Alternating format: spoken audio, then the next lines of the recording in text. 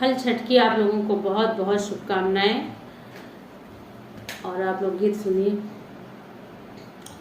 भादो महीनावा में ललही छठिया, ससुरो जे सगरा खाना होई जी।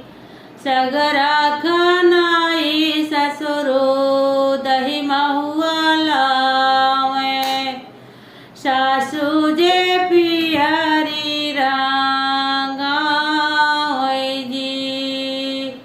पियरी पहिरी सासू चौक चढ़ी बैठी, गोदिया में नातिया खे